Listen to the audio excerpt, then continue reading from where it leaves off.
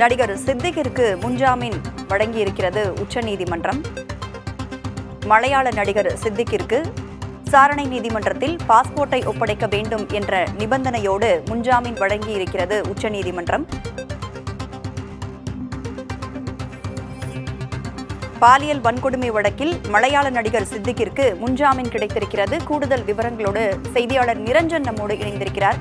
நிரஞ்சன், கேரளாவில் ஹேமா கமிட்டி அறிக்கையின்படி பல்வேறு குற்றச்சாட்டுகள் நடிகர்கள் மீது வைக்கப்பட்டிருந்த நிலையில் தற்பொழுது மலையாள நடிகர் சித்திக்கிற்கு முன்ஜாமீன் வழங்கப்பட்டிருக்கிறது. பல்வேறு நிபந்தனைகளும் விதிக்கப்பட்டிருப்பதாக தெரிகிறது.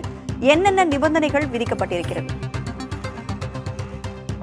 ராதா, நிபந்தனைகள் ரொம்ப முக்கியமானது. அதை நம்ம நிச்சயமா பார்க்க தான் போறோம். ஆனா அதுக்கு முன்னாடி இந்த வழக்குல நீதிபதிகள் எழுப்பி இருக்கக்கூடிய கேள்வி, அவங்க சொல்லி இருக்கக்கூடிய கருத்துக்கள் ரொம்ப ரொம்ப முக்கியமானதா இருக்கு. அதையும் நம்ம பார்க்க வேண்டியதா இருக்கு. சமீபத்துல மலையாள திரையுலகத்து மட்டும் இல்லாம இந்தியா முழுவதுமே பெரும் அதிர்வலைகளை ஏற்படுத்தியதுதான் ஹேமா கமிட்டியுடைய ரிப்போர்ட். அதுல நிறைய முன்னணி நடிகர்கள் மீது பாலியல் புகார்கள் என்பது தெரிவிக்கப்பட்டிருந்தது. அதை தொடர்ந்து நிறைய பெண்களும் நடிகைகளும் முன்வந்து காவல் நிலையங்களிலும் சரி அந்த ஹேமா கமிட்டியின் முன்பாகவும் புகார்களை பதிவு செஞ்சுட்டு வரது நம்ம. அதுல ஒருவர் தான் நடிகர் சித்திகா.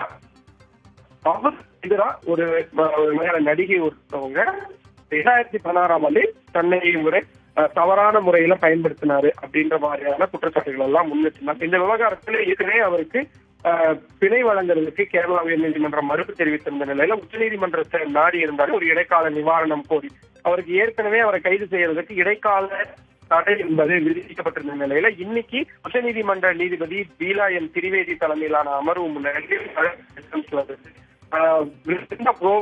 அந்த பாதிக்கப்பட்ட பெண் சார்பாக இருந்தாங்க. அட்வொகேட் முகத்தகி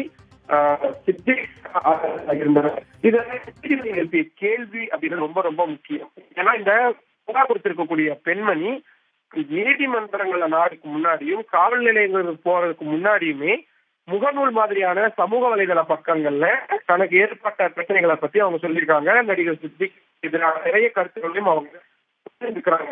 அதை சுட்டிக்காட்டி இருக்கக்கூடிய உச்சநீதிமன்ற நீதிபதி பீலா என் திரிவேதி, உங்களுக்கு சமூக வலைதளங்கள்ல மாதிரியான விஷயங்கள் எல்லாம் போடுறதுக்கு இருக்கிறதுக்கு உங்களுக்கு தைரியம் இருக்கு, ஆனா காவல் நிலையத்திற்கு போறதுக்கு உங்களுக்கு தைரியம் இல்லையா அப்படின்ற ஒரு கேள்வி எழுப்பியிருக்காங்க. அப்பதான் குறிப்பிட்ட நடிகர் சித்திக்குடைய வழக்கறிஞர் முகுல் ரோஹத்தகி தனது இணையை தனது பிரபல்யத்தை வேணும்னே அழிக்கணும் அப்படின்றதுக்காக திட்டமிட்டே இறுதியாகிறது.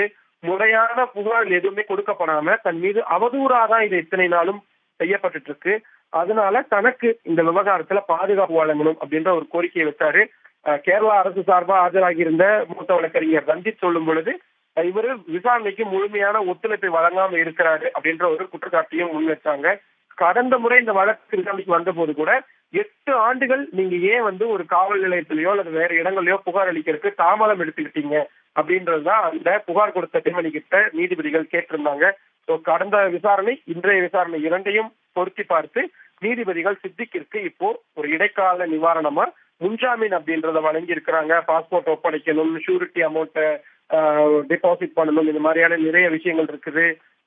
விசாரணை அமைப்புகளுக்கு உரிய ஒத்துழைப்பு வழங்கணும், வெளியே எங்கேயும் தப்பி செல்லக்கூடாது, வழக்கில ஒரு பாதி நடவடிக்கையும் ஈடுபடக்கூடாது அப்படின்ற நிறைய நிபந்தனைகள் விதிக்கப்பட்டிருக்கு. ஆனா நீதிபதிகள் எழுப்பி இருக்கக்கூடிய அந்த கேள்வி ரொம்ப ரொம்ப முக்கியமானதா இந்த விவகாரத்துல பார்க்க வேண்டியதா இருக்கிறதா. விவரங்களை வழங்கியமைக்கு நன்றி நிரஞ்சன்.